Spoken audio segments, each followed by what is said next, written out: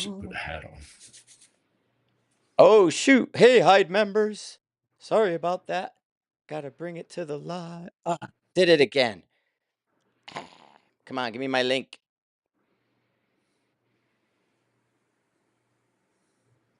Uh-oh, it's not hitting my. It says I'm live. 21 seconds. Hold on, it's not There's showing 5 up. people watching. I know, but it's 5. like not showing up on my thing here, so I can't. Oh, there we go. Now I got it. Just there was a delay, so I couldn't move my link around like I needed to. Hold on, Okay, and guys. there's no weird sound with it all coming out of the computer. No, everything's good. Okay. All right, I'm going to my intro music and we are going to the live. Na-na-na-na-na-na. Is your social media stuff like flooded with that Ozzy Osbourne with the Black Sabbath Oh, concert yeah, I thing? watched it. We'll Oh, talk. it just I Yeah. didn't watch it, but like I turn on social media and it's just hundreds of random things. Yeah, I rented it. It was $30. And I Oh, watched not it bad. all day. I had to get up at 7 in the morning to watch it. Where was it? Welcome to the Everyday Sniper. You got Frank at Sniper's Hut. It was in the UK in Birmingham. They did it in his old hometown. We're talking the Aussie thing really quick. Chris was saying how the Aussie stuff is everywhere. And I said how I watched it. Hang on, I'm trying to adjust me a little. And how I watched the whole thing. It was $30 to rent, and they had a live stream, and it was in Birmingham. And uh I saw that Marco knows him. That Jocko guy, the SEAL, he was there. Yeah. I see he had a selfie. But what it was is it started at 8 o'clock. I thought at 7. It was 8. But I got up at 7.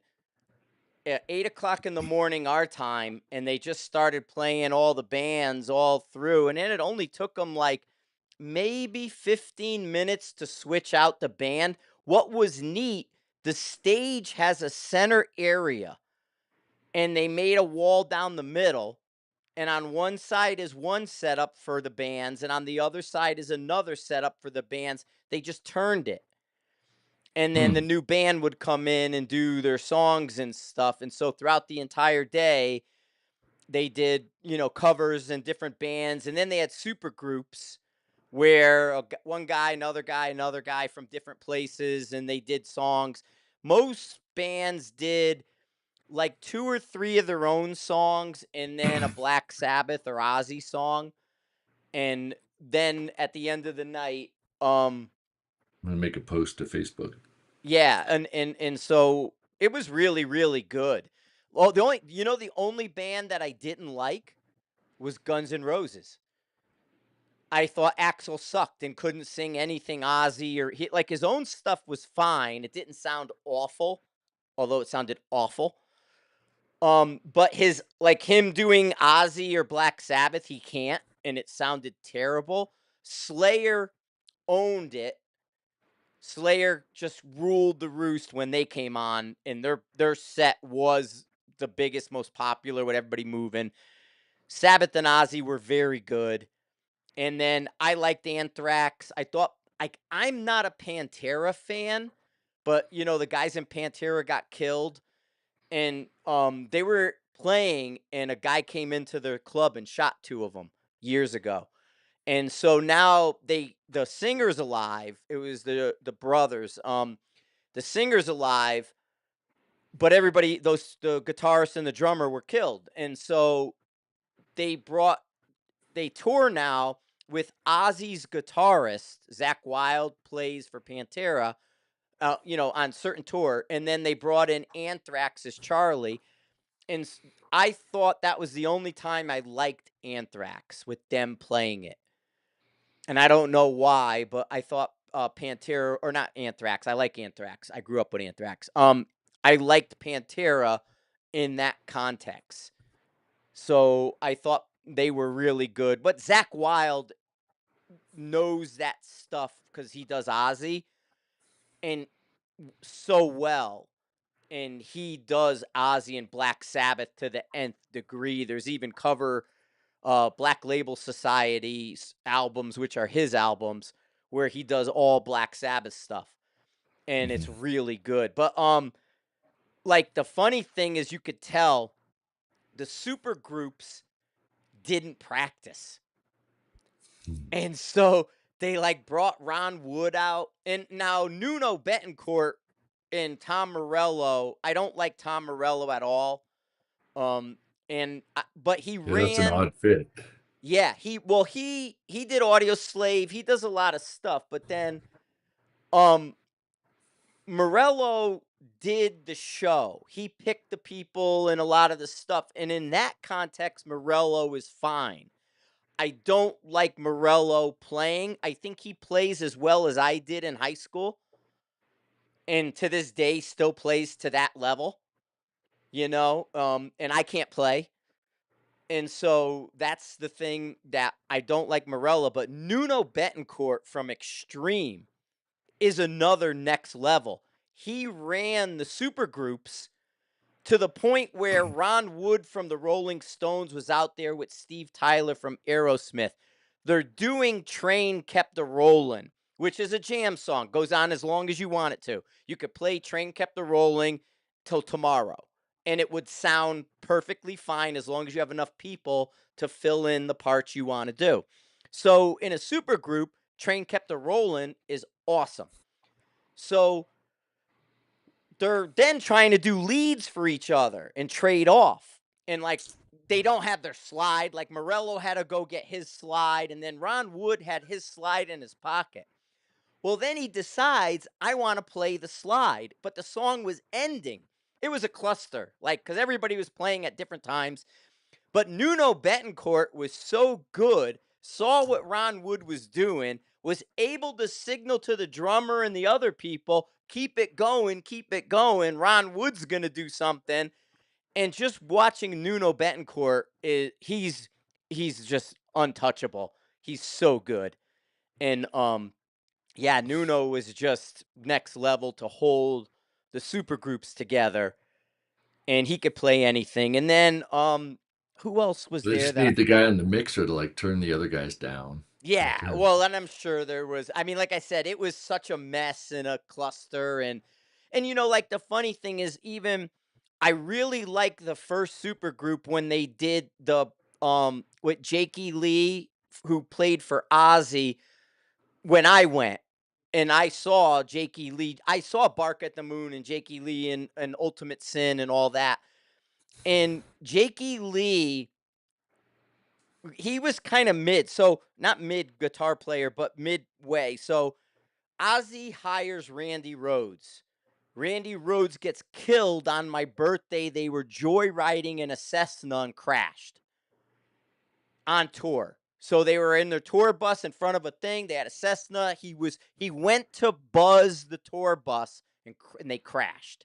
Killed Randy Rhoads. Well, then they had Brad Gillis for a minute, but then they bring in Jakey Lee, and Jakey Lee's excellent.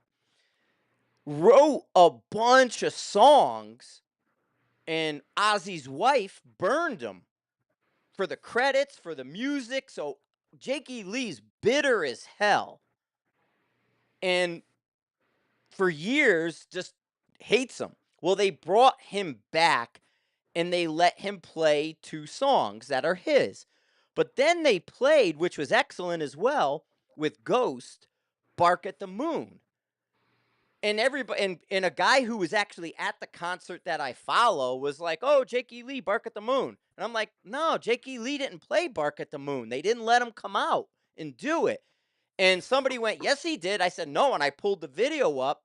No Jakey Lee. So they were such jerks to Jakey Lee. They didn't even let him play the song they introduced him to the world by.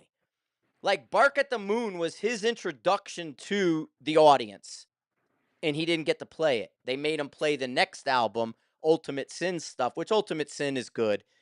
And so I thought that was a little weird. And then they were saying like Sharon, they say it's Motley Crue. Motley Crue wanted to be paid, and they gave they gave all the money to charity. They raised 190 for UK hospitals. But Motley wanted money, and Sharon threw Motley Crue off and wouldn't let him come. And then the other drama is the sound of, or he sings the Sound of Silence. The Draymond guy, Disturbed, the one who sings for Disturbed, the bald guy. When he came out, they booed him because he's Israeli and he went over there and signed artillery shells. So they were booing him, and they go, "Are you?" And he said, "He goes, you really gonna do this now?" And then everybody just calmed down, and he sang his songs. But those were like the only two dramas during the entire thing. And they let him Booed play. him. Yeah, they but That's well, because it's the that's crazy. anti. Yeah, because it's the pro-Palestine people, and so How could you that be pissed?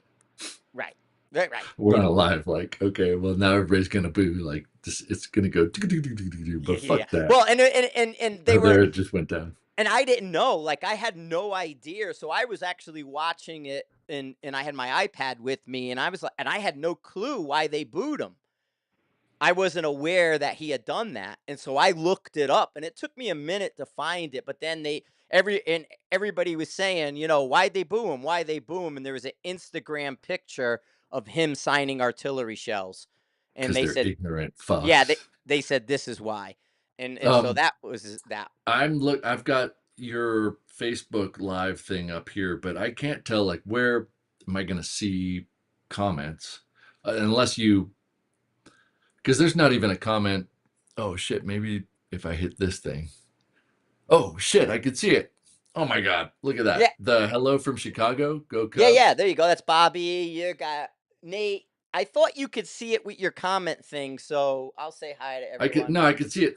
I never saw that little tab, but I never really paid that much attention. All right. Got you guys. All right. So yeah, then the other thing, like I told you, Mark called an audible today. We both did. I'm not going to say Mark did it, but there was some, like, I'm getting phone calls every day before going to Alaska, and it was like these goalposts were getting moved. And I said to Mark called, and he says, there was a thing with the corporate class, and then with the logistics in the van, and then I got a call, and they're like, well, you're not going to get the classroom, and then this. And so Mark was like, man, we only got, like, most of the main students are repeats. Mhm. We've seen them already, and they're just coming to visit and see Mark and do all this stuff. And so Mark's like, "Hey man, the corporate class is not right. This isn't right. We can pull the plug. I'll coordinate with everyone up here and I'll let you know." And I said, "Okay, whatever." And so he called me back, like when I talked to you, and he's like, "Hey man, if you want to pull it, pull it. I talked to everyone. It's all good." So we just pulled the plug on Alaska, Well, and it send them down here. yeah, I mean, if It's they only want to, they can come it's down only to 101. Yeah, yeah, exactly. For them, you know what? They like that though, Yeah, because they never get it. Like right. they're sweating right now. It's 62 degrees, and they're sweating. And it's gonna be 70 like Saturday. But I mean it, which is fine. I would do is I'm. I told Mark, I said, really, what I would like is I would like to fly up Thursday, head to the lodge Friday, rent the range on Saturday, even Sunday. I don't care, both days, and just invite all the past students to come up and have a day. Let's just have fun, shoot 9 to 5. Then we'll go back to the lodge. Let's have a party, and then I'll come home Monday and end Alaska. They replaced us. Phil is up there now, which he doesn't get into anything that I do, but Phil Vallejo was just up there. But there was somebody that was always following us locally, although not doing rifle, really, doing handgun carbine kind of. And we were always in their way. And the thing is when Mark had his heart attack, they immediately canceled our classes, like without even talking to us and anything. It was like, oh, and so I had said, no, we're going to be up and do one. So I had eliminated the 2 months of going up there for 1 month. And then we had scaled back everything to just do the 1 week of, 3 classes, 1 week of classes. And we're not relevant up there anymore now. Even just that last year with Mark and this, they've already replaced us.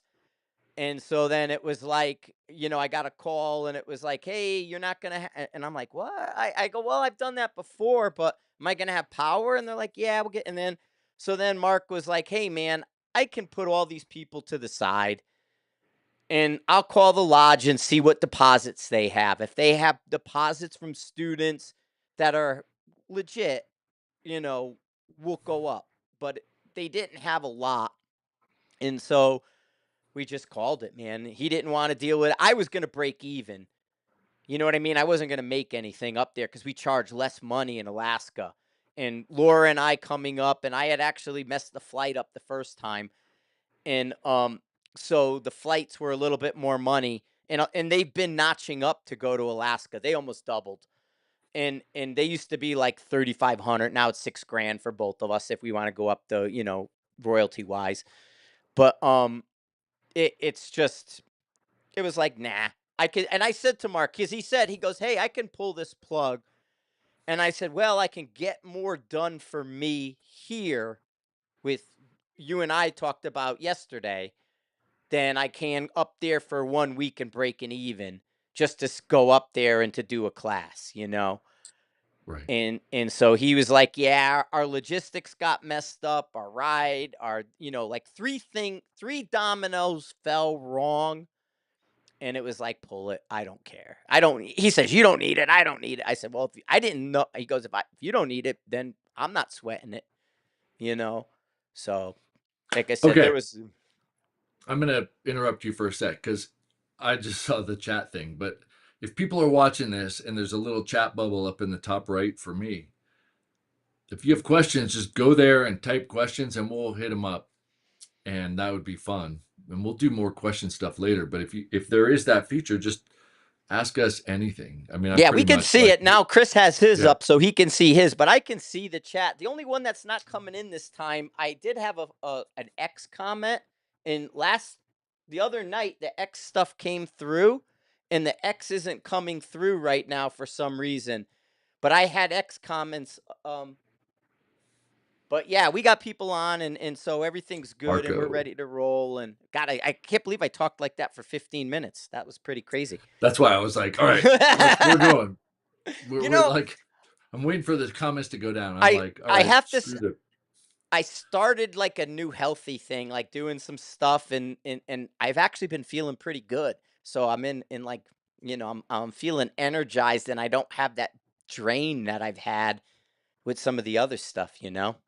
Well, then, hey, I'm all about let's let you just do your thing. And as No, Frank go is ahead. We need to feeling talk Win healthy, Wednesday. I did no, it's say, fine. yeah, yeah, We don't have to wind it. I'm just psyched to hear you talking and psyched. yeah, yeah. I said the name of this one. I was in a good like this is Wicked Hot Wednesday. It is fucking hot. I was like, dude, it's hot out. I looked at the thing and it was like 101, feels like Yeah. 95. I'm like, who the fuck says that? Like, Western people who call it a dry heat. yeah, yeah, yeah. Oh, it only feels like 95. Yeah, All yeah. right. So, Um, we need HK guy to come back on so we could heckle him. I don't see HK yeah. guy. Yeah, We Laura, I got a see your question. comment and No, yeah. I heard Robert about has it a and I want to question. see Hang it. on. It says, would you guys talk some point on staying focused diet during matches? Oh, so yes, he's got a great question.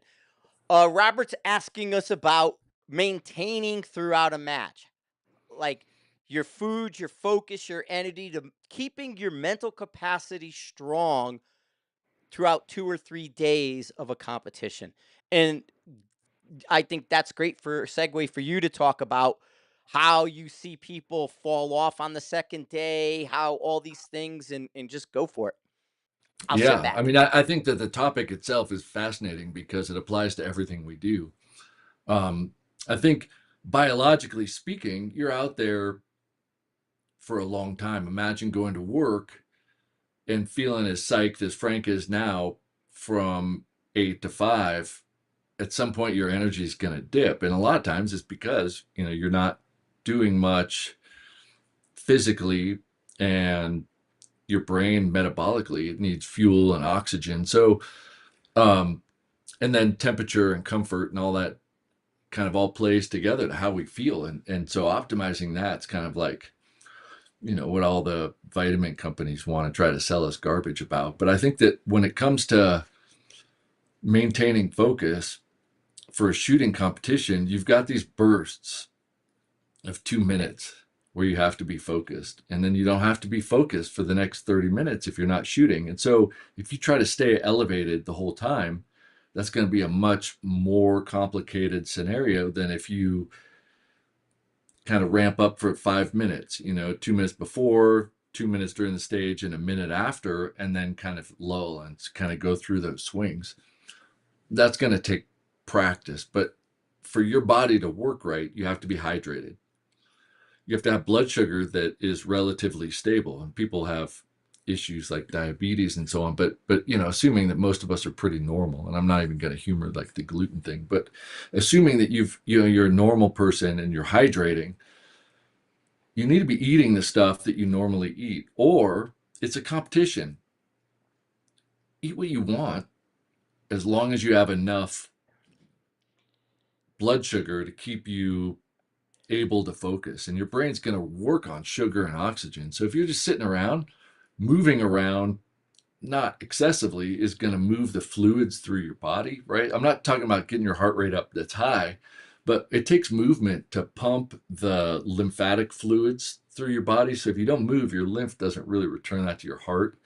And so moving around a little bit is going to make you feel pretty energized, because the pumps, unlike our heart with our venous return, we have to move joints to squish that fluid back towards our heart. So getting up, moving around, breathing, and then staying hydrated, big deal. Like in New Mexico, people were drinking the water bottles every stage, and my pee was still dark orange. I mean, we weren't keeping up with hydration. And I'm sure that there's people there that take a sip of a water bottle, and at the end of the day, half the water bottle's still there. Your performance is going to drop big time in terms of your ability to focus and think. So eat, drink, and then try to stay comfortable temperature wise. And I didn't publish it yet, but I do have a couple little interviews I did, like the 30-second clips. Curtis Winter is a New Mexico shooter that is very well known, at least in competition dynamics and some other field matches. And He did my Sniper's Hide Cup. I remember him. yeah, I mean, he around here, he's highly regarded and good, experienced, and he's from New Mexico, and he would crawl under the bushes into the shade. I said, well, all right, well, give somebody a tip. And that was his tip. Like, it's hot out. Get out of the sun, get in the shade, and don't overheat and don't overexert yourself. And I think those combinations are going to be a little bit different. But if you're just going around doing stuff, you're going to ramp up, but at some point you're going to crash. And so I think it would be interesting to take more experienced shooters and track them with the rest of the shooters, but show, stage 1 through 10 or 1 through 12, where the averages drop off. And I think that a lot of that is attributed to not taking care of yourself through the match. So you come in super fired up, and then at some point it drops off and your performance kind of deteriorates. It would also be interesting to see what happens after shooters eat lunch on day one. I don't understand why matches don't do lunch both days, because we're there both days, but whether before eating or after eating lunch, there's a shift in performance. But that's something that you could focus on and train. But I think hydrating, I'm not convinced that so Don't much. carry the kitchen sink either. You don't need all Right, that crap people carry. right. You don't need 100 electrolyte things. Like, No, I don't mean if you're just doing like that. that stuff. I'm talking like in general, carrying extra. I might need it. I might need it. Like extra weight in general. Well, matches have water, so just go get it and drink it. But Yeah. you got to remind yourself to drink if you're not drinking regularly. I mean, shit, like, you could have Ranger beads or something. Tie a knot every time you drink a water bottle, and then, look at it and be like, oh, fuck, I only drank two. Mm-hmm. Or somebody could walk around and make you do push ups, I guess, if you didn't drink enough. But you need to drink and you need to eat. And you could be hydrated, but still performing low because your blood sugar dips. So if you're not eating throughout the match, you're going to have some sort of mental deterioration as Yeah. blood sugar doesn't equilibrate. And so I think, you know, if you can get oxygen and move, you'll feel better. If you can get hydrated and fed throughout the match. And if you watch good competitors, though, they got bags of like gummy bears and stuff just to kind of give themselves that sugar boost before. And I think that makes a big difference. But you can tell who's a seasoned competitor by their last couple stages of performance are typically better than, you know, the ones before. Like it gets better or it just stays high, but people kind of dip off. Mm-hmm. And the other thing Oh, God. is you got to do it, right? So if you go to do one match, like my match that I came back after the long break, like shit, by the end of the day I was smoked, and I knew like it's a long day, but man, I'm dragging because like anything, you got to build some endurance, and so Mm-hmm. practicing those days is going to be really important.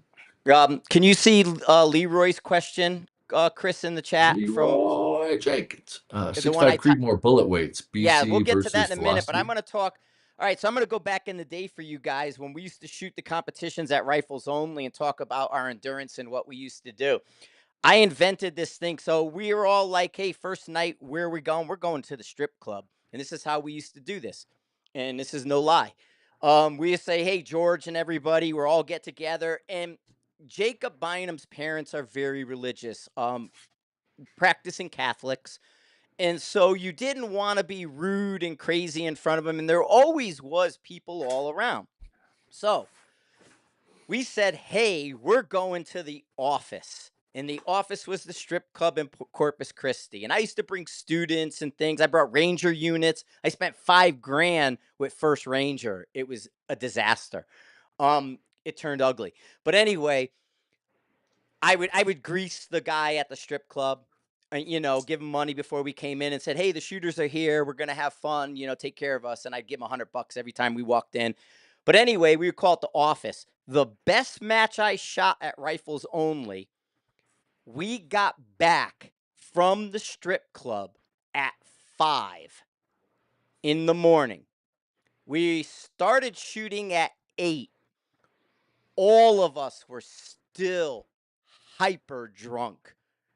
And we shot that match all day. It was our best matches ever. So then we used to think, hey, we're shooting really good hungover and drunk. We should go to the strip club more, and we would make it an even bigger party in it for a while there. And then you now fast forward to today, 2012, and then everybody now you guys are all pros, right? So you're pros now, and you're shooting competitions and you're running it like you're winning a NASCAR race. And so you guys all click off, have your meals, make sure you eat right, and then you go to sleep and get your friggin' beauty sleep, and then you wake up the next morning, you're fresh, ready to go. But then on Monday, you say, look, everybody, we shot better than they used to. We're doing things they never did, as far as hitting targets and pinging things. Yeah, we were drunk. We're shooting 308 friggin' work guns, you dumbasses. We weren't doing friggin' belly bench rest race guns or barricade bench rest 6 millimeters. We're shooting heavy 308s with a donut on it to make it even worse, and hungover and drunk. So never think you guys are doing something special. You're just sober. No, don't come to the matches drunk. But Yeah. I So bet you got somebody brings Leroy's some question? strippers to the next match. Somebody's going to bring some strippers. Um, I yeah, I got nothing on that. Yeah, Um, yeah. don't mention strip clubs while my wife is watching. Yeah. So, all Okay. right, answer So, Leroy's question about 6.5 Creed and what our philosophy is. Light is right, Leroy. Twist rate, I don't care what your twist rate is. Twist rate don't matter to me. You're getting a 6.5 Creedmoor barrel. It's correct. I'm not sweating that. Now, I shoot left hand gain twist a lot. And if you want to change what's going on with twist rates, go the other direction and gain it. Otherwise, I don't give two shits about your lame twist rates. are we Um, on YouTube? yes, Like, can we I are on grab a YouTube. bullet? You can grab a bullet. You just can't grab the gun and do, live with the gun. But you grab bullets. You can show props, just not like point a gun. But anyway, so light is right. What Is about now these guns? yeah, guns out. Yeah, Okay, we got check it out. That's a 6.5 Creedmoor bullet. It, it's a big bullet. The caliber technically is the barrel, but this fits in there, and it's 6.5, and so it has to be that big around, right? Because if it so to make it heavier, you can't make it fatter because it won't. That's not the same caliber, so they have to make it longer. But the case, right? This cartridge,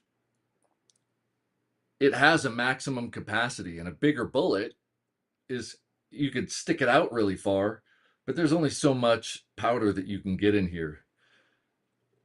Velocity rules everything, but you can only get a bullet, a heavy bullet. If you look at a BC only, to get a bigger BC, the bullet has to weigh more, right? I mean, you could streamline it a little bit, but really the way to give it better BC is to make it heavier. We could just take this and double it in length, and it'll just have a better BC because it weighs more. So the way to get this to go faster is give it a bigger cartridge, right? Give it a bigger case, but that's not a 6.5 Creedmoor anymore. It's a 6.5 PRC, or it's a 6.5 whatever the hell it is. And so we get bigger bullets. But I think the limiting thing here, and what I think is interesting about your question, is we're talking about a case that can only hold so much powder. Because if the question was just this bullet, I'd have a case the size of a freaking like thermos, and it would win because it would go faster because we have a pound of powder behind it. We'd be going 10,000 feet per second, and there'd be no wind. But in a 6.5 Creedmoor case, we put all this powder, you can only get it going so fast. The workaround to a heavy bullet in a small case is get a little lighter bullet, and it's going to go faster. And so in the and then you have to look at the distances that you're shooting, right? If we're shooting a mile, a heavier bullet is going to be a little bit better than a light one, only because it'll get blown off course, because a light bullet slows down faster than a heavier bullet of the same Right, right. To dimensions. repeat Chris's test really quick, he tested the 156 against the 100 grain or the 153. The When you test 156. Yeah. 156. So Chris for Leroy, Chris tested the 156 burger load against the 100 grain. And it took till 900 yards until the 156 matched the 100 in drop and drift. The Not 100, drop, just drift, just wind. oh, just wind. Okay, I thought The I thought drop they. was like still 2 mils, 3 mils difference. Oh, I mean, was the it that 100 far? grain, Okay. 100 grain 6.5 Creedmoor wipes the floor with everything to 900 yards. It Yes. just annihilates it, and it's got a lower BC, but it's hauling fucking ass. And that's the thing, like to 0.9 seconds, it gets so far in 0.9 seconds, the argument's not there anymore. But Right. after that, it was like, and everything else kept Yeah, and going. then the 100 grain falls apart, which is one of the reasons why I like the 80 grain in the 6 arc. It's 3,000 feet per second. In a short gas gun, it's 2880. So it's like rock solid numbers out of a 80 grain 6 millimeter, which is a nice BC, out of these smaller guns and goes faster. So we can directly show you that light is right. Yeah, and light is right, so the people don't argue. We're talking about in the distances that we're shooting with short action Inside a rifles. thousand. Like, yeah, we're competing inside of 1,000 yards. If we want to argue something like, oh, well, here it doesn't work, you're going to be talking about outside of 1,000 yards, which we're not really shooting. In 1,000 yards, light and fast, and it's because it gets there faster. And we're not That's talking why a about, 6 millimeter yeah, versus a 308. right. And we're not talking about like 50 feet per second, 100 feet per second. We're talking like the 156 factory ammo is like 2,600 feet per second, and the 100 grain Hornady is like 3,200 feet per second. So we're talking about Yeah. 600 feet per second. Like dude. Yeah, at a minimum, the stuff we're talking is at a minimum a 200 foot per second difference, which is not unreasonable to see. Right. It's just mind blowing because yeah, I mean we're talking about like elevation wise, the 100 grainer at 1,000 is like 6 mils, and at RDA, which is a little bit Right. higher than people at sea level, but the wind drift, we were shooting it out there in wind on multiple days, and I just wanted the wind holds to match. So we were shooting at distance, figuring out the wind speeds, and that's every day. It was like 900. They kind of converged with wind hold, but elevation Yeah. were What's the many gun? mils different. The gun number on the 100 grain is what, like 7? I think it's an 8 An 8? Okay. And the 7, 8, there you go. here at DAs of like 6, 7,000 feet. Yeah, and we're hot, so we're 8,000 right now, plus. So for our Yeah, DA in the summer, we're 7 to 8,000. In the winter, we're 5 to 6,000. So, um, yeah. so It's depending, awesome. And then when you get so the barrel twist thing, not to make it like a crazy conversation, but if you have a 7 twist or an 8 twist, assuming that it can stabilize the yeah. bullet, So it's like they'll be 7.5. Some people push 7.5, 7.6, 7.5, up to 8 is where they go. if people do their wind, they'll go, "Oh, look, it's different if I do 9 o'clock or 3 o'clock," and it's like, yeah, it is because there's a twist in the barrel. The bigger the number, the less difference it's going to be with spin because we're talking about that. That's basically what they're seeing is spin drift. And so if you have an 8 twist barrel, there's going to be less spin drift. So there's going to be less difference between right and left wind, not because it's wind, but because it's the spin of the barrel. So, if somebody said, would you shoot a 6.5 Creedmoor in 7 or 8? I would rather have it slower. I would I rather have an have 8. right here behind me, I have a 7.5 twist 260, which is a 6.5. And I did that on a short barrel. It's only an 18, 20-inch barrel. I increased the spin on a short barrel. Spin does Come here. not Up, bleed off up. like velocity. So velocity slows down, Come here. spin Come here. Come doesn't. here. And so when I wanted a short rifle to shoot far, you overspin it. But you can't have velocity with overspinning. You'll blow the bullet up. And I have pictures of that from Dam Neck of them testing them and Yeah. blowing bullets up. So you can have more spin but not more velocity. You can have more velocity but not more spin. Yeah, and then I think there's some media about like the high twist stuff or energy. We're not talking about like people saying, "Oh, a 7.5 is more spin than an 8." They're taking heavy bullets and putting them in like 4 twist barrels, Yeah, well, and the 8 and a 308 is the best yeah, way to that's like you can see the damn spin drift in an 8 twist 308. It's like, yeah, why did you people do that? You're the dumbest fucks on the planet because you listen to an idiot. But if yeah, you do a 10 twist, you get all that benefit with a 308, but they went to an 8 twist. The 8 is like spin drift right. Let's heaven go. for them. Yeah, I have a 9 twist 308 barrel, and I love it. But the energy that they're talking about, that all I meant to say is that they're putting it in like way different barrels, super fast twists, and they're not shooting it far. They're putting rotational energy into the bullet instead of velocity, so they're Yeah, hyper twisting it in a subsonic so that when it hits, it's got exponentially more energy because of rotational additional energy. energy. And energy is energy on impact. So they're taking subsonic bullets, spinning them in like a 3 or 4 twist barrel. So it's like, Yeah. and then it in a hunting application, it would deliver energy as if it was going faster. I'll go get a bullet really quick. I have one right downstairs. You talk. I'll be right back.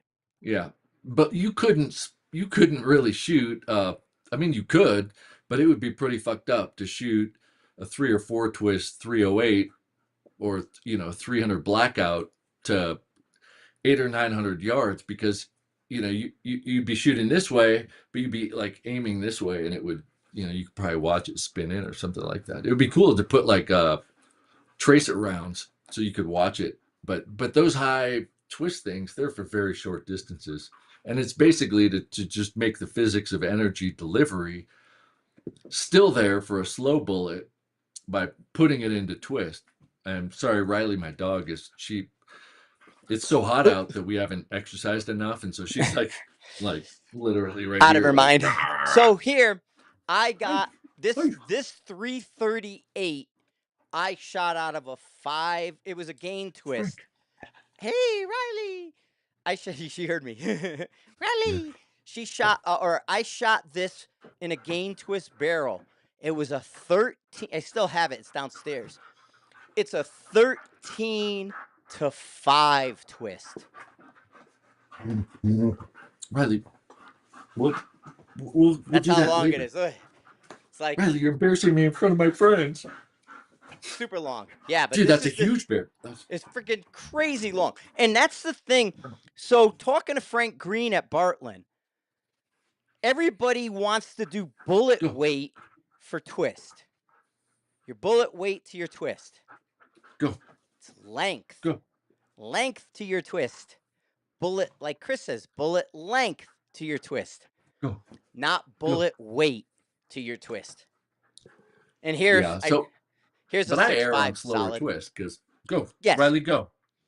Well, that's a bench rest thing. So bench rest twists incredibly slow. They don't want to disrupt the barrel. That was the old. I don't know if they're still doing it. I don't follow bench rest anymore like that. But in the old days, bench rest people wanted the slowest twist to stabilize the bullet they're shooting. The And it's less slow, damage to the jacket, yeah, the right? slow nodes and all that stuff because it's cleaner. Then I do the left hand gain twists. Now I only do 3/4 gain, Go. right? So I'm going from an 8 1/4 to a 7 1/2. That's what I do.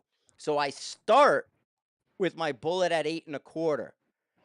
Then I end it at 7 1/2 to give that extra velocity Chris is talking about. And because I'm a gain twists don't mind you pushing them harder. Like with solids, you want to gain twist in a solid, you're going to push that thing as hard as you freaking can. Like I want to crater my shit and then just back a quarter grain off of it. And that's what I want for a gain twist is in a solid. You know what I mean? If I was going to shoot a left hand gain twist solid bullet, because solid bullets don't deform. So you could do crazy stuff with them. But with our other stuff, like when they were over twisting, it tears the jacket and then it spits. I may be able to show you the picture. I have it from. Sam, ask a question. I don't care if you're not an English speaker. Shit, Yeah. Type I your can barely question, speak Sam. We English could do anyway. it. Sam. Yeah, type your question, Sam. We're fine. You don't have to. You don't. Sorry. I mean, I don't know what to tell. Let me see if I could find this picture. Just Uh, draw a picture. Yeah, um, I might have it. we could do I sign may. language. Yeah. You could use side language and do that. We just don't want the dead air. I just don't want dead air. Let's see. So you talk about. Yeah, actually, Let's. so I was looking at the calendar because the schedule changed. All of a sudden, we're like, okay, how do we do media stuff? I'll go to competitions for what's left of the seasons, and signed up for the NRL like 2 weeks ago, and but I qualified for the finale, so we're gonna go to the finale. And I looked at like, is there anything between now and then? And I thought there was, I but got it's it. actually after. And Over twist, over spun on paper. oh, that almost looks like there's unburnt powder too. No, well, it's bleeding the lead. It ripped the jacket and it's bleeding the lead out of the Oh. jacket in a pinwheel pattern. They look like pinwheels because and if you look what you're seeing, Chris, they're out of round. Look at the one down in the lower corner, it's out of round. That's how they noticed they had a problem because they were using the Oakwood target electronic target system and the Mm-hmm. backer, they noticed the bullets were out of round on the backer. Then they started experimenting and they ripped the jackets and they were able to show you over twisting it break. And this is like what 6 mils do. You know, when the 6 mils and you see them turn to dust, that's what's happening. And Yeah, that and the came from, 6.5 PRC when that first came out, yes, I have Hornady video of had that it. as well. Yeah, they were just like about Yes. 100 yards out, you would see this blue cloud. Like, wait for impact. Nope, nothing. But anyway, like what I was saying, I mentioned the 9 twist 308, but and I was hoping to do the tack for PRS with that rifle, but I might go to the Guardian and shoot tack division with that 308, Where and then if it is the does good Guardian? at Cameo, When? uh, April, I mean August. Here I just looked it up. July, August is it's August 16, 17 at Cameo. Ooh, I might be in Iowa. So we have the Hunter finale August 8, 9, 10, and then Guardian 16, 17, and then that next weekend there's a Fort Morgan No, class. I actually, I guess don't think I'm doing anything in 16, 17. I think I'm free. Maybe I'll go play it. yeah, let's do the Guardian, and Yeah. because I'd be interested in shooting the 308, you know, in the TAC division and just seeing how it shoots. And I think I've got, oh, we have the trace ammo, the 308 Yes, we trace. do. We have to do that trace ammo, the 223 and the 6.5 test. So that's Yeah, another so we'll thing we use have to that at do. the match, and I'll do it with a 9 twist 308, uh, which would be really fun. And that barrel's really good, dude. It's so thick. Um, it's in the gun safe, not here, but it's literally like an axle. Oh It's so yeah. fat that you can't even put brakes on it because it's so thick. I got the Terry. Oh, I don't know how the stock. I have never tried the Sentinel on barricadey or kind of proppy stuff, but I have the Tac Ops Terry Cross 308. I could shoot the Tac Ops Terry Cross 308 if I wanted, but who yeah, knows? that would be fun. You know, and it'd be fun to do it with a gas gun, but that rifle that I have that's a 308 is good. And I was hoping to do that in PRS because next year I will. I want to do all the divisions in all the big leagues. So, um, you know, with gas guns competition dynamics, I'll just do the Steel Safari with a 223. Riley, come on, please. And then the quantified performance with gas guns, and I've got these large frame gas guns that I'll do that in, and then PRS with a gas gun with a 308 with uh, regular competition rifle, and then Hunter light factory heavy Who's and he's teams. asking what barrel you're using. Do you have a CRB barrel or do you use somebody else? I don't know who barrel you use when you get them. That one, man, I'm like kind of barrel agnostic. I just but that one was chambered by the Desert Precision, Kenny Ken E at Desert Precision. Um, I think he used a Bartlett. Marco's asking about heavy 224 bullets. I like the 85.5. I didn't see your question, Marco. I'm sorry. I like the 85.5 for a heavy 224. My 85.5 load is amazing, and 22s like speed. So get them fast.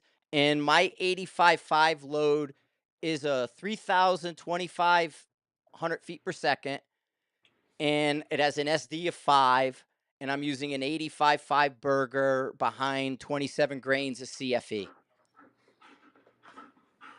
So, Riley. um, No, Riley, she's literally like putting this slobbery frisbee in my lap. Oh, and also when I was factory at Mile High today, I quad. bought 4 boxes of Yeah, Subsonic 308. Well, we're powder. shooting. Oh, we Yeah, shoot factory. we I don't shoot know, factory. We don't hand load. We don't have time to hand load. And the thing is, the whatever they put in SD in it. the friggin' you can get 100 grain box. The SD's like 30. And you're like, I'm not shooting this. It's terrible. And we did that. We The experimented. groups were So so tight at 900, so tight at 900 with a SD of 30.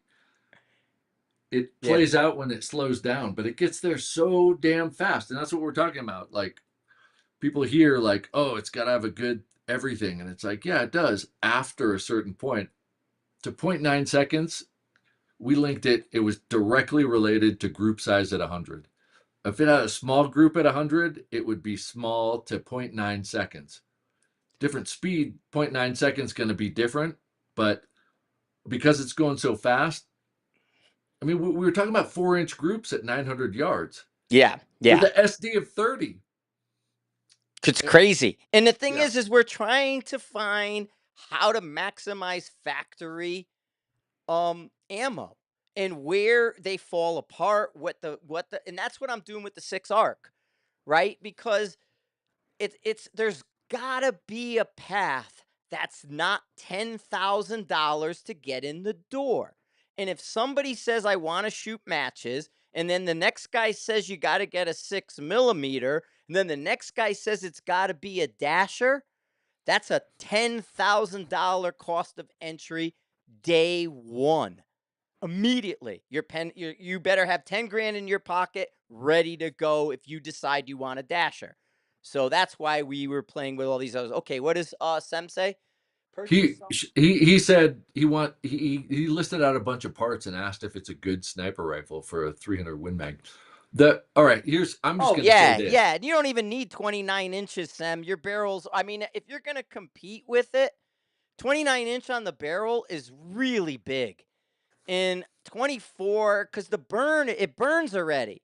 You got powder burn, and at some point you're gonna have, like, if you want to maximize that, make it 26, maybe I guess 28, 29. But 29's a little long, don't you think, for a 308? It is pretty long unless he's trying to Oh wait, he's got maximize a a little bit of AT7. speed. Oh no, he's doing 300 Win Mag. I'm sorry, I didn't see 300 Win Mag. I saw 30 cal Bartland. No, he'll get it. But I don't. Yeah, you're So I fine think then. like just Yeah, saying, you're fine. 29's is it a fine with good rifle, a dream yeah, rifle? he's Like good. my He's dream good. rifle probably isn't a 300 Win Mag, but I think when it comes to like a good shooting rifle, it has to do with the barrel and the chamber job so that it shoots good. Expensive parts don't necessarily make it good. So there's a difference between you could get a super expensive handcrafted rifle that's not necessarily that great, and you could get a factory cheap rifle that outshoots it if it has a good action and barrel. You know, one of the best rifles I've ever had and ever shot was Remington 700. And Frank, you have that action that I want to have sent to California Yeah. and have a I got to and talk to built Mike run. again. It it was the best shooting rifle ever, and it was like $400 or something like that. But it turns out that it was a good action, and it was never blued, and it never had smith work. It just happens to be perfectly to spec, and the barrel that it had was perfectly great. I mean, it shot Yeah. Almost all of very, my very, old very stuff good. was on 700s. Even when a lot of the custom actions came out, I had Gardner build all, like the Gladius was built on a 700. It was a cop gun from Thornton. I bought it for a cop gun from $800 from Thornton. I just used the action, and that became the Gladius. And Mhm. that's just a 700. The Harbinger 700, all of those of the early Gap guns, we didn't use custom actions. And the first custom action we used was that Badger, that was the AI copy, the 2013, and it didn't work. The action had problems. And so when I deviated from a 700, the first one we used had firing problems.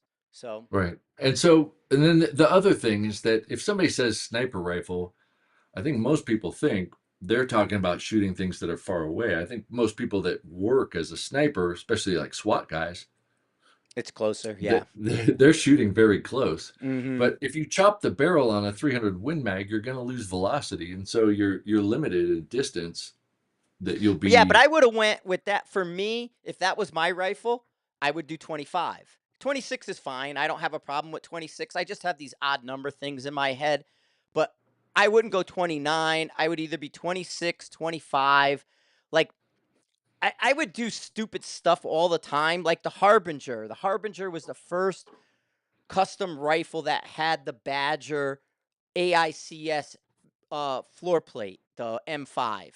We built a rifle around Marty making an AICS in a rifle. This was in the way in the beginning. And with the Harbinger, those were all custom made for everybody, but I spec the 22-inch barrel because it's a full burn with a 308 at 22. So I did 22, and I have a shit ton of 22s. I never really go over 25 inches with a barrel for me unless it's factory, it came longer. Yeah, my 308 has a long barrel, and I could see the velocity gains. But you got to ask yourself, if you're building a rifle sim, what do you plan on shooting in terms of distance?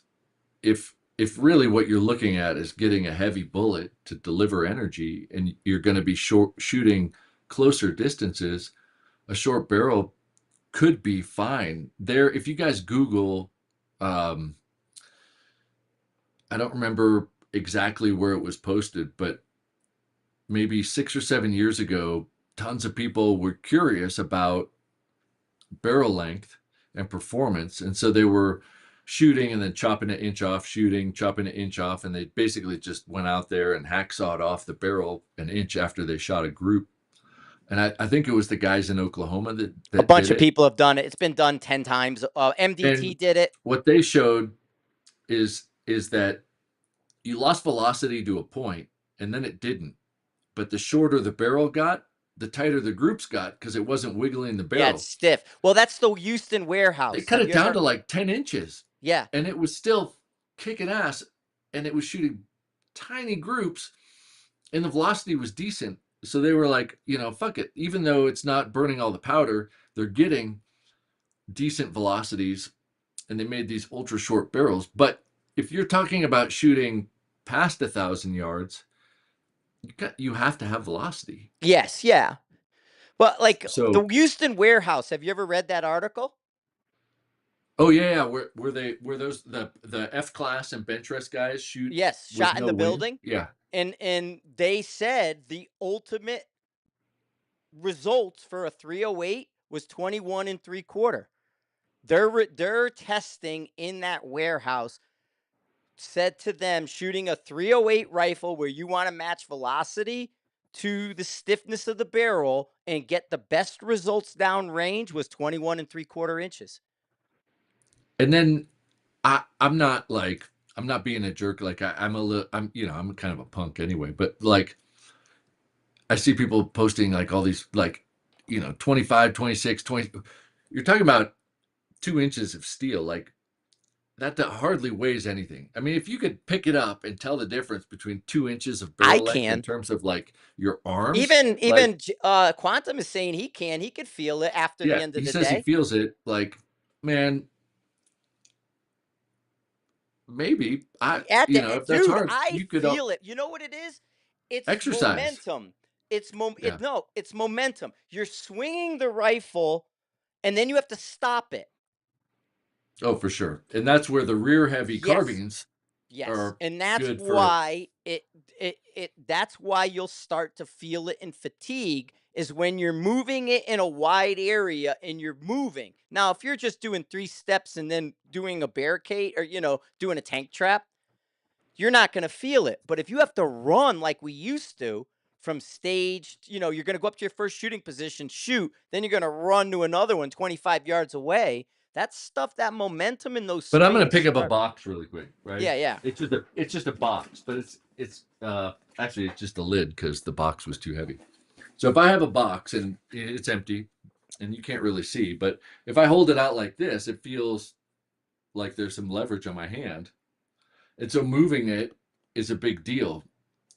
If you practice pulling Yeah, it in and moving it, all of a sudden I don't feel that on my hands. And so if you're taking your rifle and picking it up like this, it's creating so much leverage into your back and neck that you're gonna feel like shit at the end right. of the day. It doesn't weigh anymore. But if you're here and you pull it in and then push it out, you won't you won't feel that. And then the body mechanics of just stepping, so you don't have to cantilever Right, your but it's trapezius. the person who's on the prop, right? So let me get a box, or I got this.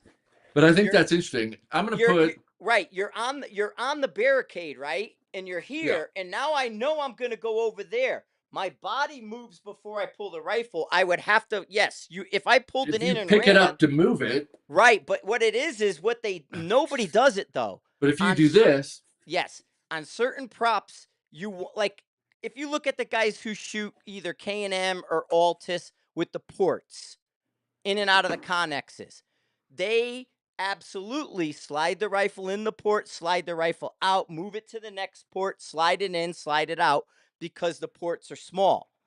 But if you're on a barricade and you're going to run to a tank trap, you're just lifting it off and your feet are starting already with most people. Nobody really on a clock tucks it in first, get it then to your center runs. of gravity. Yeah, what they do is they run first and pull the rifle with them. And so if you watch the videos and you watch the pictures of people, they're not connected to the rifle as much as you think. So the better shooters may have learned to bring it in center of gravity, but the average shooter is moving their body and taking the rifle with them from behind.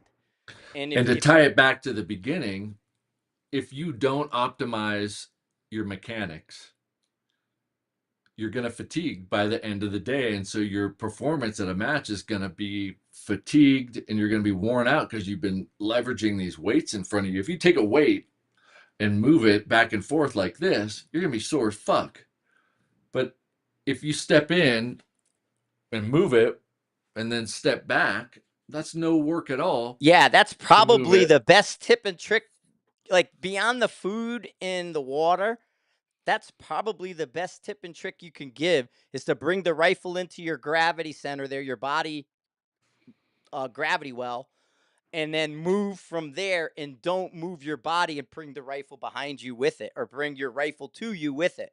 You know, like a Right. If lot of, you're moving stuff out here, you're going to fatigue by the end of the match because yeah, you're basically doing 10 sets of a workout with weights out in front of you. But if you can use that kinesiology to your whoa. advantage and use your center of gravity, you've used less energy to optimize your movement and efficiency. And we could do a short class like that on Hyde TV for mechanics Well, and because optimizing movement efficiency. you have long stuff. Give me one of your long rifles to video and I'll move from the barricades and stuff and we'll see what it's like. And then you know what I mean? Because I generally don't use anything long. And so if I use your long rifle and we film it, maybe we could see something and then talk about it and I could tell you what I'm feeling and then Right. explain But, and then just like and then everything that we technique talk it. about, Yes, technique it. that is, if we're raising people's skills by saying this skill is likely better, when you do something new for the first time, it's going to be awkward and not efficient. And so there's going to be a little bit of performance decrease. If you're fast doing it like this, you're probably going to stay fast for a while until you get the optimized movement down, but Yeah. you'll be less fatigued and you will get faster. And so I think that's that's a ratio of the number of movements and your familiarity with it, because you've got to minimize steps, you've got to minimize movements, and you also, you know, need it to be as straight of a line as possible. But if instead of a straight line like this, it's kind of a U, but it uses less energy, and you put yourself where you need to be by either having the rifle come Yeah. down from a port or step in, put it, step back, you could gain speed doing that. But what you're going to gain more than that is you're not going to use as much energy. So it's going to be more efficient with a little practice. But I guess it would probably take you a couple weeks to get To those get the motor mechanics. patterns. Yeah. Yeah. Yeah. The neural patterns. So that it wasn't just awkward, because it can be awkward at first. Right. No, I'm with you 100% on that. And I do think that would be a good like adjustment for people to understand the movement side of it. Although they did take a lot of the movement out, so that's why you're not seeing the issues like that as much because people aren't moving like we used to. Hmm. That was the thing. We ran, we moved, and you But would using scramble. the digital level that we have with the app, we could actually probably show how does the rifle system have to come down on a bag to be stable in a way that it doesn't have to be Be adjusted, re-leveled. and then Yeah. reverse engineer, like, okay, if it has to be built, if the rifle bag has to be a certain way, how do we deconstruct that to an efficient movement so that you could build the position, not have to fuck with it, and get behind it and shoot? I think that's where most people had kind of were playing the chop, where they chopped the rifle down onto the bag to sink it into the bag. I think they were looking at the chop to cut a little bit of the left and right out of it. Right. And that does make sense because you're having a lot of energy hit the bag. But if we optimize the movement efficiency of that with a stable position to show, if we build this position, don't mess with it, get behind it, anchor, test NPA. If it's good, then it's good. Then you just have to get into the habit of, my sight picture looks good, which means I have good natural point of aim, which means I don't need to sit here and look and decide if I should shoot or not. So that when you close the bolt, you get your sight picture, you shoot. I wonder. I want to put this up. The I want to find that note I gave to you since we're in this kind of zone from that guy who tried putting his scope tall. Yeah. So there's people watching this. Yeah, there's a lot. Go to the hide.tv. I mean, a lot of you probably are already there, and sign up for Craft Wind. It's awesome. It's not very expensive, and it's the best wind class you could ever have. And some people might say, like, oh, well, I do this, this, this. It's the end that it ties together. There just isn't a better Well, in this wind this is the system. thing, man. We oh shoot, I don't think it won't People scroll. are literally getting trophies and sending us emails and messages. About And in raising their addition to scope the and scope right. height, So we've been talking about the scope height and adding it, and somebody went and who's a competitor and got a Leopold riser. Put they use a 1.5 already. They brought it to a 3.0 and said it was magical. no, it would have been 3.5 because at 1.5, no, it would have been 2.5 over the one of the rifle. So that Well, would because be his 3.5. riser was only 5/8. Oh, oh, oh. The riser wasn't a full one Oh, inch. yeah. So, but it makes sense. And I think we were convinced anyway. It's trying to show people that somebody that told them they need their bell of their scope, like put $1 between it and the barrel.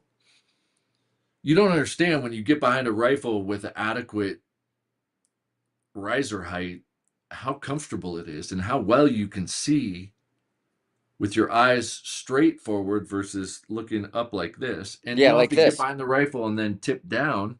You get behind the rifle and you're ready to go. Think of anybody out there who wears glasses. Have you ever got prone behind your rifle, went to look through the scope, and you see your glasses, the line, right? You're seeing the line, and then you're trying to like fix your glasses to get them closer to the center of your eye because your eye's looking up, and this is where your frames are.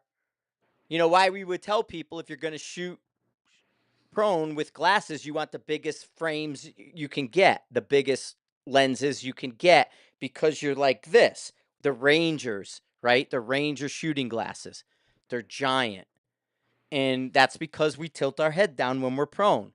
And so now we're getting this head up, and the head Right. up is Look at this. I mean, you guys can't really see, but there's at the competition that we were just at, and I got the 1 inch riser there. My face, it's even down just a little bit, but I was on a rooftop. So I think my whole body is kind of slanted a little yep. bit. But imagine, there I could see straight through the rifle. But if I tip my head way down to look through the thing, there's muscles in my eye that are having to be active, and that nerve activity is going to make the signal to your brain less clear. You could see more, you could see consistently, and you're not pushing things so that under recoil Right. you cause a bump or an NPA shift. The rifle moves different. You can see better. Like Chris says, you're not trying to crawl into the scope. You're just looking through it. And so it changes your body, and then the rifle's recoiling into your shoulder, and without the manipulation of your body, because what we're trying to do, we measured this. It's 7 inches from Chris's eye to his shoulder. It's five Well, inches it's from clavicle to my eye clavicle. Yeah. is, yeah, Yeah. right. And for me, it was just a little over 5 inches. Now we take a 1.5 high scope, and the distance from that stock in our shoulder is only 2, 3 inches. Normally, we're trying to crush our body into 3 inches when you'll have anywhere from 5 to 8 inches, or 5 to 8 inches of distance in your body position. So if erect, you stand there with your head. If there's like 8 inches of height, now you're in 3 inches of scope, I'm trying to right? find something that I can pull up that's not gonna Yeah, that's get all us in right. Well, trouble. So the argument that some people say is, well, just change where your butt pad is. That doesn't fix the problem. You can no, put your butt pad low and have the rifle here. Problem is, the barrel to this thing here is going to create a hinge. right. But prone, the If butt pad goes up. and if the butt pad is neutral with the recoil axis, you got to bring the scope up. And if you're connected to the rifle here, you want the scope to be here. And you right? So if the recoil impulse is here, but you've got this lever, it's going to tip back, which is going to have point of impact shifts. But if Mm-hmm. you have the rifle here and it goes into you, it's not going to move the rifle, and the scope's going to be here. The other arguments are, well, it's easier to cant. Actually, it's less cant because, It's not easier, it's just magnified. yeah, But it's because it's it's it's less, because you're not the pushing cant, on the gun anymore. You're not pushing over and pulling over anymore. You're neutral. So now that you're in a neutral position, you're not pushing with your head and pulling with the bolt and canting and rolling over. Okay? right. And So so they say if you're here and your face moves it, you're going to cant more. If the rifle's here and somehow your face pushes it, the angle of cant is determined from here, right? If this goes 1 inch no matter what, and you lower the butt pad and it goes 1 inch, 1 inch with this shorter axis is a bigger angle of cant.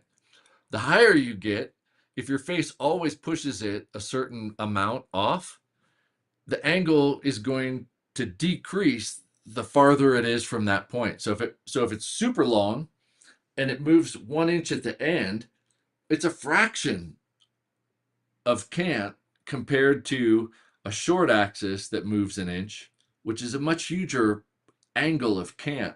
And so having it high allows you to see and feel cant before it's even an issue. yeah, It's the opposite of what people are arguing, and we could show it at the range every time. Like it works better. it's way better. It's Yeah. so much. I even like. I think it looks, for lack of a better word, gay as hell. Um, but I ended up buying a damn riser for the arc, and But just yeah, like I said before, mhm. when people start winning and everybody starts losing it, we'll think it's sexy all of a sudden Yeah, because yeah. think about fashion from the 90s. It was awesome then, but Oh, now dude, it's not so I sexy. had parachute pants, I had neon colors, I had all that stuff, and I loved it. Totally. But if you came out now, people would be like, oh, you look silly. But same thing with the riser height. 2026, fashion is going to flip and tall risers is going to be sexy as fuck. Sem is asking us a scope issue. Is your Night Force will never let you down. Night Force is a utility scope that's just awesome. The only problem with a Night Force is it's not sexy, it's boring. It's boring because it works, it's boring because it's good. Vortex, depending on the scope you get, could be a roll of the dice. Athlon, I think are very good scopes. When we used to tall target test and do everything, Athlon always scored 100%. Athlons are just ugly. And if they do break, they break big. But like I like European stuff. I like some of that, but the Night Force is a great brand. It just depends on the model that you're gonna buy. Buy once, cry once. Like if I was gonna go down in money, then I would do like a Zeiss S3, right around 2,000, $2,400. I think the Zeiss X3 works really good. Zeiss There's S3 are badass. right. There's some OEMs in the $1,500 range that are awesome. But then, like, you go to Arkin at $500, Arkins work, and they might be a little off or ugly, kind of like style wise. I'm not talking, but Arkins work. There's nothing wrong with an Arkin for $500. Odds are it's going to work fine for you. But then you could buy a $1,200 something, and it'll not work for shit. It really depends on the brand, where they put their effort. If the scope company is talking at low end, is talking about their glass, it's probably not going to track and work well. But like Arkin is like, we put our money into the turrets. And what it is you'll see like stainless steel instead of brass. And that's where they upgraded. And Yeah. so, Vortex has the guaranteed um, warranty. So if it yeah, breaks, you the just one send it here. back to them. So Guy just asked Jonathan right here. DNT, I got one sitting right here. DNT, this thing rocks for $650. This is a 7 to 35. I've tall targeted everyone that's come through. I love this scope. And I'll tell you the story on this scope too. The one from DNT. So I get a call from Andy in Canada from Insight Arms. And he's very vague, and he says, "Hey Frank, I'm working with a scope company. Didn't tell me the name or the brand." And he says, "Can I send you one?" And I said, "Sure."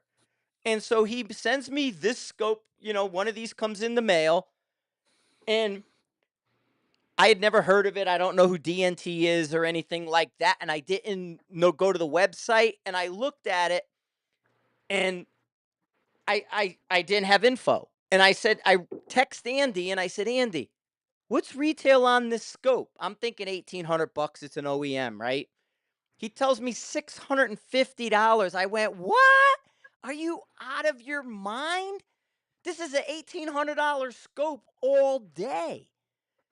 And I've tall target tested everyone. Everybody loves them. I even have right behind me, I have the day night thermal from them. How much fun is that day night thermal? Right? I mean, that thing just rock stars, and it's cheap. It does yeah, everything. It's got a laser rangefinder that's active and always on. It's got thermal and digital zooms. It's got all this stuff. It's 2 grand. It's got an app. It's got a ballistic calculator. It's got all these things. Like, I find prairie dogs, and then I'll be like, is that a prairie dog or is that a burrowing owl? I hit the digital. Oh, that's a prairie dog. Smoke them, and then it's like, oh, thermal, thermal, thermal. Oh, what is that? It's a little far away. It's a blob. Digital. Oh, that's what I want. 200. Whoa. 201. Um, yeah. You asked about what Sem, magnification. you I want got at my, least 15 power, 16, 18 is my favorite. this Get is it, get a the, 20 something power. Go ahead. this is the ASXR back here. I'm not going to touch it, but I came back from Night Force, which is ELR, and I just looked at the magnification, and right now it's on 12. You don't put it on. I use high power. I max out my scopes when I'm shooting paper at 100. Yeah. Otherwise, I'm going to back it off because when you magnify a scope, you're taking all the air between you and the target and magnifying it. And so if it's hot, if Right. there's mirage, it makes mirage worse. If you back it off, it it it doesn't cloud the image Right. very A much. So 20 Sem asked the question, a 20X is what he wants. And then you could use below that. He said, what mag should he get? And so I at think it'd least be a cool to 20. make a fixed power, like for a lot of this stuff, just to have fixed power 15, Mm-hmm. all the, just get rid of a lot of the moving parts, just a fixed power 15 with a good reticle. which we'll have to design, um, would be freaking awesome because very rarely do I go over Right. 15. Make that a match scope where you don't touch it and no right. It would be Yeah, real. I always loved fixed power scopes make early it on. fat so your field of Yeah. view is big. Right, right. But yeah, I mean, scopes are just so personal. There's so many of them. There's so many variations of them. And I've been to a lot of factories, from Collis to US Optics to this one, you name it. And there's a lot of moving parts. That's the weakest link in our system is the scope. And so you really want to play the odds the best you can when you're buying something because you don't want to buy it twice. Yeah, Collis has some fucking nice Collis stuff, is but it's expensive. excellent, man. Collis is And excellent. ZCO is fucking awesome, but Yeah. Jesus, I got to sell a kidney. Well, and that's kind of where it is where's your budget, and then what's the best option within your budget. And then I will say your reticle is your point of contact. Your reticle should speak to you, and your brain should not immediately go, I don't like it. If your brain fights the reticle, you're going to have a problem. You're going to be on the wrong line. You're going to not do certain things. So get a reticle your brain likes. And then I think it was Andrew asked Mark 5 or Vortex Gen 3. I don't know. I mean, I'm not. Vortex are so heavy that if weight is a concern at all, you're talking about like bazillion Yeah, pounds more. I think the Leopold will give you more options because of the weight. The weight's lighter, We were and just they do a lot of impact stuff. When you pick it up, you go, God, this is so much lighter than my. I have Knife Force and Loophole, and it's like, and Zeiss, the S3s, I really like, but man, if I need my rifle lighter, I just put the Loophole on it because it's friggin' pounds lighter, yeah. and they do work good. I mean, if they break though, you know it. Uh, and that's hard. I think that what's really fascinating about what you just said though is what we're doing with the digital Burris stuff because that interface is just fucking awesome. And you look Yeah. through, you see the yard line, you see your reticle, and it's like when you dial up your elevation inside the scope, you see the yardage right there. And so you don't need to look, oh, I got to dial to whatever, because you dial up and it goes to the yard line inside it. That's going to fix so many mental mistakes and not have to come off the rifle. I just think it's cool as hell. I can't wait to get Burris out there. Honestly, I think it's an elegant design to bring digital into our world. I think Burris has, I mean, Revit did it too. Revit, the early Revics are the same as the Burris HUD wise. Now they do different things different ways, but Revit for a hunting scope has a very similar system as the Burris PS. The difference with the Burris PS is the level and the timer. And those two things are what the comp people want. The level is right in there at the bottom of your HUD, and you can change the design of the level. Like I did that, and the level goes on the fly. So I kind of did my level on the fly. Then when I moved, it felt off for my body.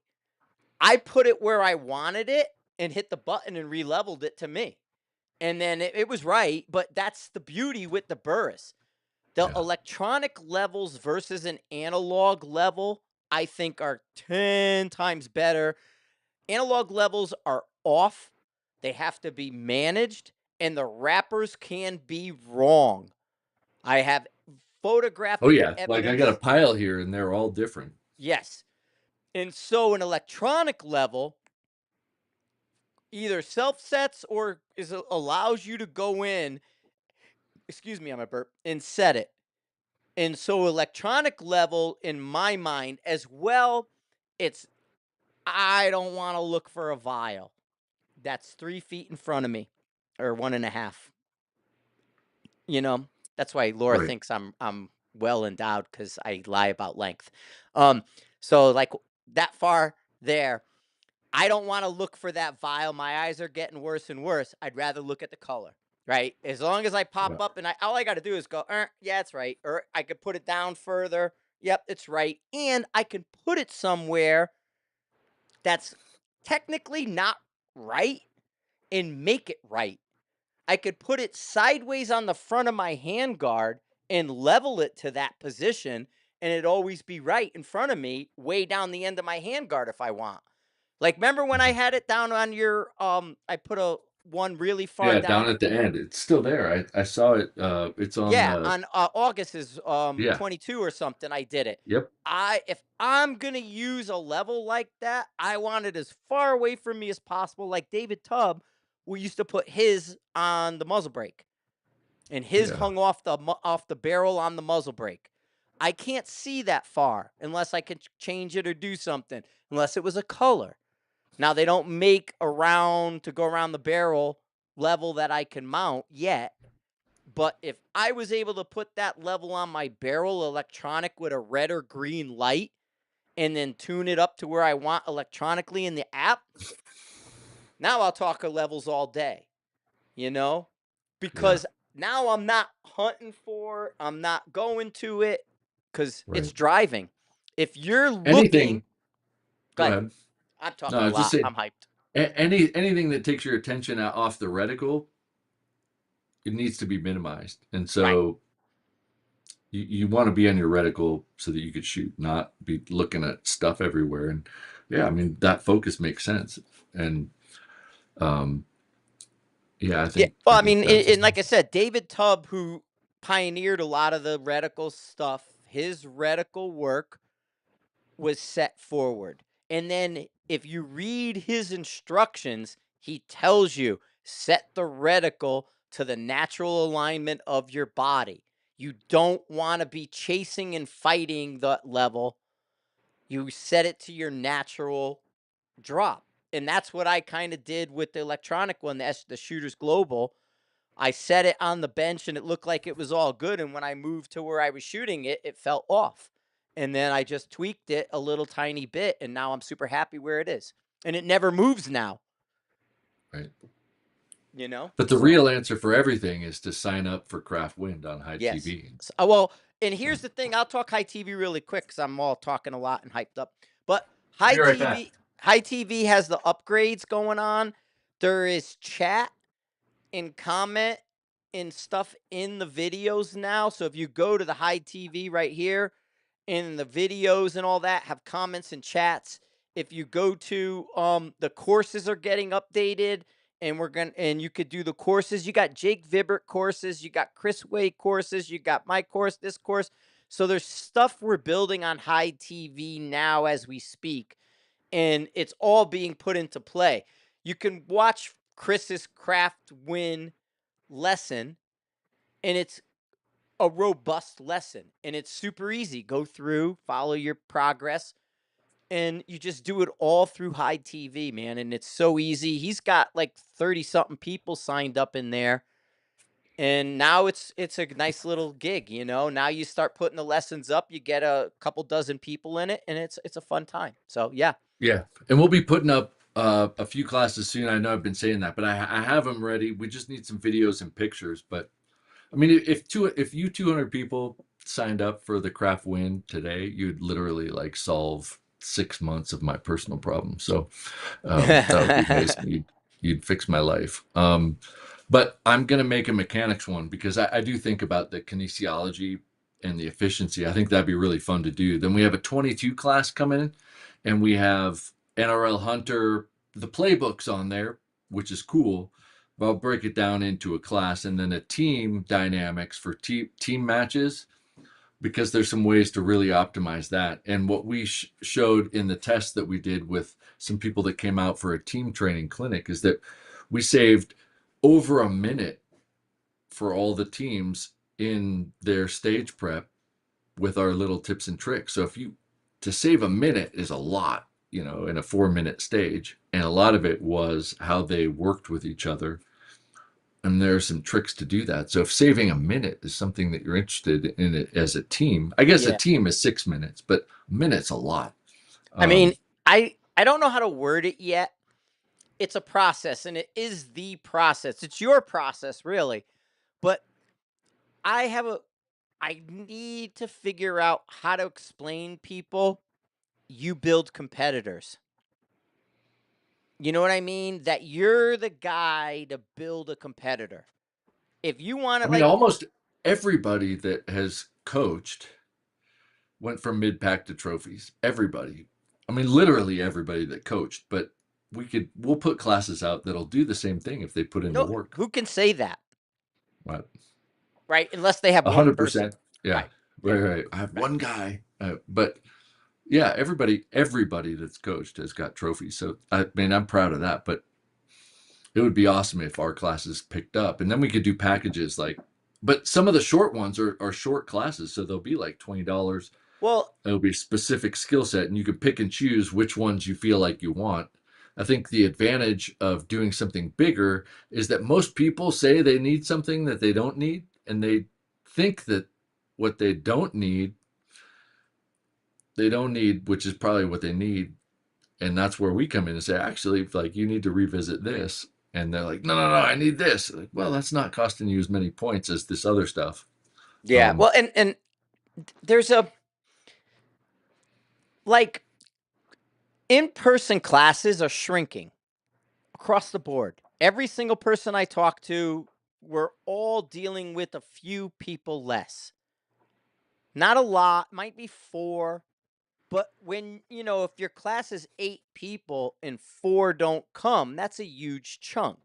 And there is a yeah. lot of guys like a Brian Whalen. Brian doesn't like to do more than 8 people. He wants smaller classes. And when 2 or 3 aren't showing up, we all talk. And then I had just saw a T-Rex kid, Lucas. He was mentioning our online classes going to replace in person. And to a certain point, yes, because you could do it yourself. But then you're going to want somebody's other eye. Now we could do it this way and mentor and have a video and chat back and forth. And I do think that is the future because people don't want to travel 3, 4 times a year for training. They want to do one and then do matches or none and do matches. And if they can go online and get taught and then go do their matches to prove it, their money's better spent. And so Well, think now, about it. If a class is 1,000 right, 1,200 for mine, and airfare is 600 and a hotel is 500, rental car, going rental car, you're talking about. I'm just going to make a number up. Let's say to go to a class, you're going to spend $3,000. easily. And we're saying, oh, this win class gives you the best win plan that exists. Literally the best win class. It's $200 online versus spending 3,000 and coming learning it from us here in person.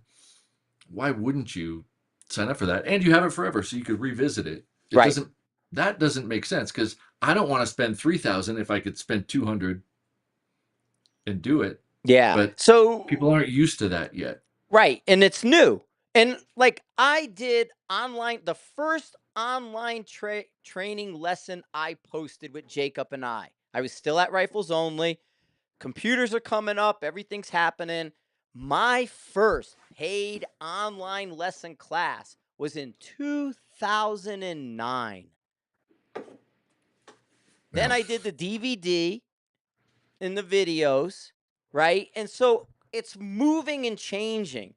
And so High TV is to take advantage of these changes and then to leverage the course, the learning tools that like the teachers, we're using teaching tools so teachers can mentor people. And we're incorporating that into this video platform so there's interaction, lesson read, test taken, video watched, that kind of stuff.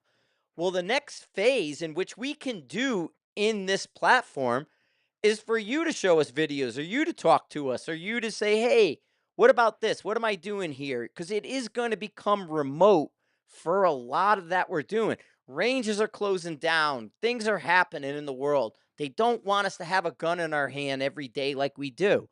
And so all this stuff is adjusting. And that's why we're doing the online to adjust with it. Right. And I had said jokingly, but I still believe it. When we put the craft win class out, It's $200. What's that? 70 rounds. At some of these matches, people are shooting 70 rounds of misses. Yeah. You sign up for it, I'll Yeah. save you that money at your next match. Like it literally will teach you forever. Every time you 80. go to a match, each one of those rounds that you didn't shoot, but you got first round impacts, you're getting paid back for these classes. But Yeah. yesterday we talked about doing a clinic for 2 hours like this, and then the next day at the same time going to the range and showing the practical version of it with us shooting so that people could learn it and then see it in application with us doing it Right. live. I can do it live on high TV. I can't be simulcast to YouTube or X or Facebook. But if this was just high TV, my system will let me pick up a gun and shoot it and do whatever I want on this thing. I Can you just can't. see how many of the 210 people are in which platform? Because if you're not watching on high No, TV, I you should can't see probably that. go there and just, it's free to register and it's free to watch this, but watching it through that will allow us to touch guns, Right. and we And can't. that's the difference is here I can't pick a gun up. YouTube will kill me in a second, everybody else. And it's a live and learn thing. And now even YouTube's algorithm, it yanked my video last week. I did the Detroit Gunworks video and they yanked it down because in the 4 minute and 40-second mark of a 5 minute video, I said buy a gun from Detroit Gunworks. Oh, That was it. yeah. But you guys should all sign up for Craft Win because a Right. you'll earn the money back in ammo you didn't shoot. And the app is coming. That I wrote the girls today. The app is all we have to do now for the Craft Win side of the Gravity Ballistics app is the info panels. Oh, and get the Gravity Ballistics app because first of all, It's it's on the App Store, but you work out your dope, it gives you your win. It's analog. I mean, it's not analog because it's on a phone, but it doesn't need anything fancy. There are so many cool tricks that we should just do a clinic on how we can use this in different scenarios that's not traditional because it empowers you to be able to solve problems very, very quickly. set win. I mean, this thing is so awesome. You're going to go in, you're going to set your wind. All you do is your corrected wind speed and your angle, right? And then hit OK. And then it's going to give it to you. And this wind uses Chris's work. It's a gun number to Chris's craft wind. It's not a worm formula translated. You know what would be a good video? You know, we're going to do the kids who've never shot making Yeah, our the wind Rubik's calls Cube to show kid. how good craft wind is. We should get some good shooters, give them rifles they have no data for, give them the app, tell them to shoot, and then give them a course of fire that they have to shoot using the calculator and Mm-hmm. show how well it translates. Well, we're going to do that with the 25 Creedmoor. We have the 25 Creedmoor. It's not been shot. I just put it in a chassis. We may even move it because Chris might use it, but we'll see. I put it in my Vision chassis. I just put the scope on it. We got to tighten it and zero it all up. But I have unopened 2 cases of 25 Creedmoor ammo. We are going to show you with a caliber neither one of us has shot, on a rifle neither one of us has touched yet. It's brand new, ready to go. 25. I ordered the ammo, it just came in. And I'm going to take factory Hornady. On the video, I may even break the seal because the boxes are closed. I didn't even open them yet. And then what we're going to do is we're going to show you how we dope that rifle with Gravity Ballistics and Craft Wind. And I guarantee you, in the number of shots we take, no ballistic program can meet it. I think that'll be. Hey, I'm excited for that because the rifle's gonna be badass and it's gonna be fun to make that. But some people are gonna be like, "Oh yeah, but that's you guys shooting." But if we take a good shooter, like Dorgan doesn't do either, but he's a good shooter, we should bring him out and then independently have him do it and just show how easy and straightforward it Yeah, I mean, is without. we need somebody with no job though. Dorgan's probably got a job. We need somebody who can come out during Yeah, the middle of the week and do we it. need a good local shooter with no job. Austin. Oh, yep.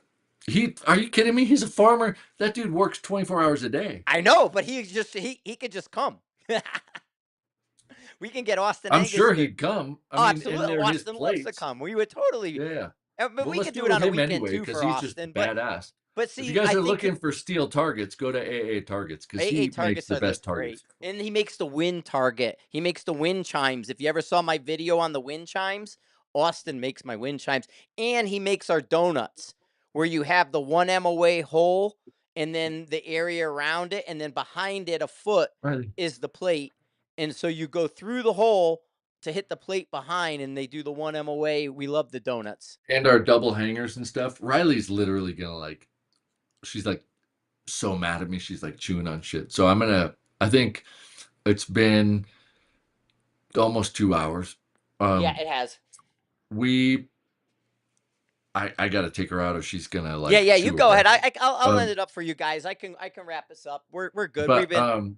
I'm psyched on this. I just like she was already freaking out when we first started, but now she's like chewing on my dress shoes and hey, Oh, all Riley, come on. right. Yeah, go ahead. You can Um, take off. I can end but this and wrap it up for everybody and and say then bye. tomorrow, well, I'll chat with you offline about tomorrow. But yeah, this was really fun. I wanted to keep Yeah, yeah. going. Totally fun. Um, Yeah, go do your thing. I knew, like yeah, I said, Mavens are good. Yes.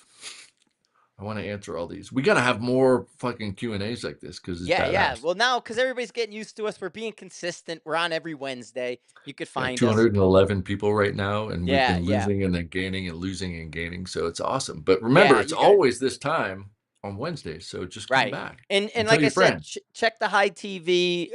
I'll stay on. You go. I'll stay on for another 10 minutes, and then but yeah, I'll kill it and all that. But yeah, thanks you guys and really appreciate it. I'm gonna kill the everyday sniper. What I do is I record the everyday sniper podcast for those guys while I'm doing the live, and then I'll just put it up for them.